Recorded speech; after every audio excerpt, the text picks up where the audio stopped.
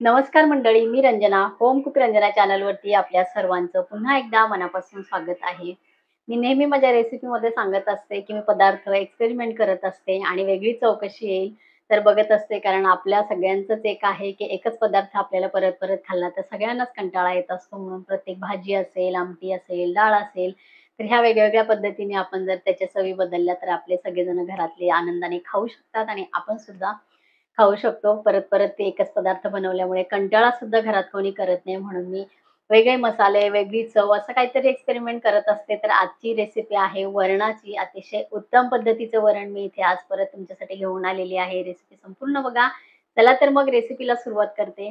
इथे कुकरला 1.5 वाटी डाळ मी व्यवस्थित शिजवून घेतलेली आहे. त्यामध्ये शिजवताना काय-काय घातलेलं आहे, तर हे इथे मी दाखवणार आहेच. कुकरमधून डाळीचं पातेलं मी बाहेर काढलेलं आहे. तर हे बघा ह्याच्यावर थोडंसं तेलाचा तवंग दिसतो.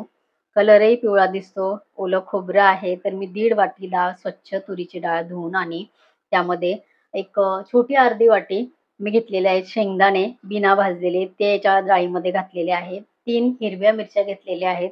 तर त्या अशा मोठ्या तुकड्यांमध्ये लांब कापून मी ह्यामध्ये घातलेल्या आहेत.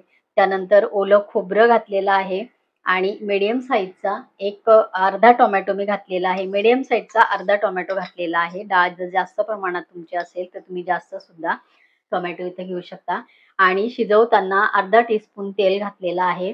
1 चिमटीभर हिंग घातलेला आहे आणि अर्धा टीस्पून घातलेली आहे हळद. असं सगळं मिक्स करून आणि ही डाळ 4 ते 5 शिट्ट्या मी इथे घेतलेल्या आहेत. तर रवी फिरवल्यानंतर एकदम डाळ ही छान आपली इथे प्लेन होणार आहे. तुमच्याकडे जर का 2-3 शिट्ट्यांमध्ये जरी डाळ शिजत असेल, बरेच कुकरचे हे असतात, तर इथे मी 3 ते 4 शिट्ट्या घेतलेल्या आहेत डाळीसाठी. कारण आपल्याला डाळ आता मी दाखवते ह्याप्रमाणे व्यवस्थित शिजलेली पाहिजे आहे. काही वेळेला काय होतं, की 1-2 शिट्ट्यांमध्ये काही कुकरमध्ये डाळ व्यवस्थित शिजत नाही आणि तसेच थोडेसे डाळीचे डाळिंबे त्याच्यामध्ये राहतात. तर आपल्याला एकदम अशी प्लेन ही डाळ हवी आहे. तर रवीच्या साहाय्याने ही मी घोटून घेतलेली आहे. 2 टीस्पून मी तेल पातेल्यामध्ये गरम करायला ठेवलेलं आहे. कढीपत्ता घालणार आहे. 2-3 लसणाच्या पाकळ्या घेतलेल्या आहेत आणि 2 ह्या तिखट मिरच्या आहेत लाल आणि ह्या 2 कलरच्या मिरच्या आहेत. तर या अख्ख्याच ठेवलेल्या आहेत. तेल कडकडीत गरम करायचं आहे. अर्धा टीस्पून आपल्याला घ्यायचे आहे राई. राई तडतडल्यानंतर कढीपत्त्याची पानं थोडेसे हाताने तुकडा करून आणि असे याच्यामध्ये घालायचे तेलामध्ये. लसूण आणि मिरची.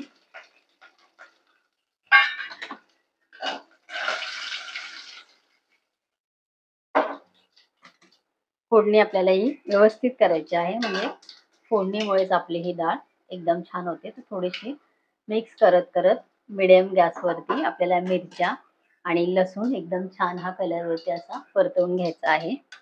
हिंग शिजताना डाळ घातलेली आहे. फक्त 2 चिमटी मी हिंग इथे घालते.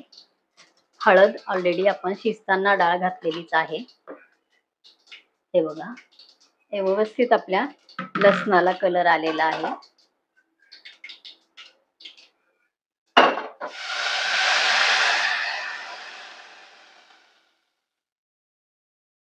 एक ग्लासभर मी गरम पाणी घातलेलं आहे.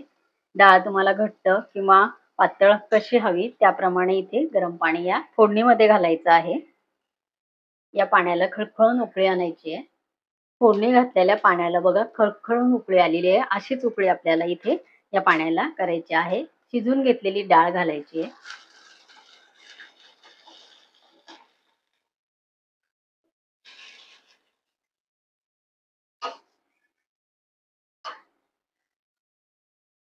चवीपुरतं घालायचं आहे मीठ. डाळीला एक उकळी घ्यायची आहे. डाळ उकळायला लागली. एवढासा हा गुळाचा खडा आहे. एवढा आपल्याला या डाळीमध्ये घालायचा आहे. तूर डाळीमध्ये ॲसिडचं प्रमाण असतं. त्यामुळे आम्लपित्त ज्याला आहे, पित्ताचा त्रास ज्याला होतो, तर त्याला तूर डाळ खाल्ल्यानंतर त्रास होऊ शकतो. म्हणून थोडासा गुळाचा खडा डाळीमध्ये घातल्यानंतर डाळीची चव गोड वगैरे अजिबात लागत नाही. पण तूर डाळीचं जे पित्ताचं प्रमाण असतं आपलं खाल्ल्यानंतर तर ते होत नाही. ॲसिडचं प्रमाण असल्यामुळे गूळ थोडासा डाळीमध्ये घालायचा. खळखळून आपल्याला याला एक उकळी घ्यायची. शिजवताना शेंगदाणे जरूर टाका. शेंगदाण्याची ही डाळ खाऊन बघा. शेंगदाणे कच्चेच होते, भाजलेले नव्हते. न भाजलेले शेंगदाणेच आपल्याला इथे डाळ शिजताना वापरायचे आहे आणि ओलं खोबरं सुद्धा किसून घेतलेलं आपल्याला घालायचं आहे. तर ते खोबरं तुम्ही आवडीप्रमाणे घालू शकता. मी छोटी एक वाटी म्हणजे टीस्पूननी जर मोजले तर 3 टीस्पून ओलं खोबरं डाळ शिजवताना घातलेलं आहे. तर ते डाळ शिजवतानाच ओलं खोबरं जरूर घाला. त्याची टेस्ट एकदम छान येते.